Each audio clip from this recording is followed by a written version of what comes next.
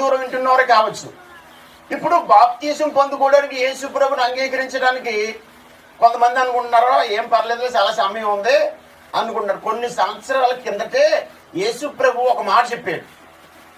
మత్తయి సువార్త 25లో 10 మంది కన్యకులు ఉన్నారు. ఎంతమంది కన్యకులు ఉన్నారు అక్కడ?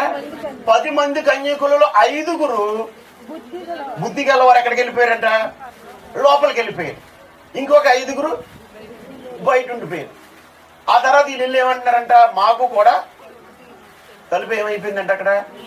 ఇదిగో యేసు ప్రభు 2000 సంవత్సరాల క్రితమే ఈ మాట చెప్పాడు. నేను మీకు మాట చెప్పనా, ఇదిగో అతి కొద్ది రోజుల్లోనే, అంటే ఎన్ని సంవత్సరాలు పడుతుందో తెలియదు కానీ కొద్ది సంవత్సరాల్లో ఈ రక్షణ ద్వారము మూయబడే అవకాశాలు,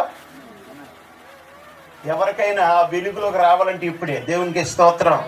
ఆ ద్వారం మూయబడిపోయిన తర్వాత, ఆ ద్వారం లాక్ అయిబడిపోయిన తర్వాత, అయ్యా మాకు కూడా తలుపుది, మేము కూడా రక్షణ పొందుకుంటాం, మేము కూడా యేసు ప్రభువుని అంగీకరిస్తాం, మేము కూడా ఆయన్ని సొంత రక్షకుని అంగీకరించి ఆ వెలుగులోకి వస్తామంటే తర్వాత ఎంత గొంతుచించుకున్నా ప్రయోజనాలు. తలుపు తెడితే ఆయన అంటున్నాడంట, మీరెవరో? ఆయన ద్వారం తెరిచిబడి ఉన్నప్పుడే, రక్షణ మార్గం మనకు ప్రచురపరిచినప్పుడే, ఇప్పుడే మనకు సువార్త చక్కగా అందినప్పుడే మనం ఏం చేయాలి? ఆ మార్గంలోకి వెళ్ళిపోవాలి. దేవునికి స్తోత్రం. లేకపోతే తలుపు అయిపడిపోతుంది. ఆ తలుపు వేసిన తర్వాత మనం ఎంత తట్టినా, పరమగీతాల కన్యక దగ్గరికి వెళ్ళి యేసు ప్రభు అంటాడు కదా, 5వ అధ్యాయం 2వ వచనం చదువుకుంటా వస్తే, నా కుమారి, ప్రాణేశ్వరి, ప్రియురాల, పౌరవ, నిష్కలంకరాల, నా మాట ఆలకించి తలుపుది. తలుపు తడుతున్నాడంటే, ఆయన తలుపు తడతామంటే లోపలుండి యేసు ప్రభు సువార్త వినబడుతుంది. కానీ సువార్త ఏంటున్నావు, పాటలు ఎట్టినావు, యేసు ప్రభు తెలుసుకుంటున్నావు, కానీ హృదయం అనే తలుపు ఏమవట్లేదు, తెరవబట్టలేదు నీకు.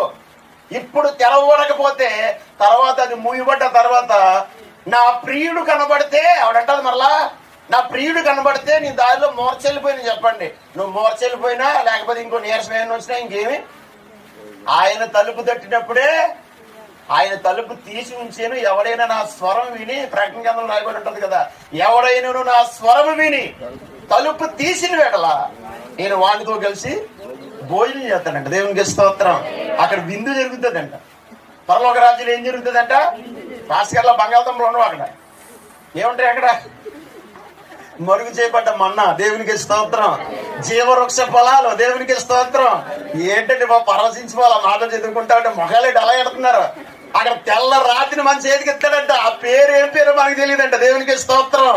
ఆ పేరు చూసేటప్పుడంట యేసయ్య గారు అన్నాడు కదా, ఏమవుదునో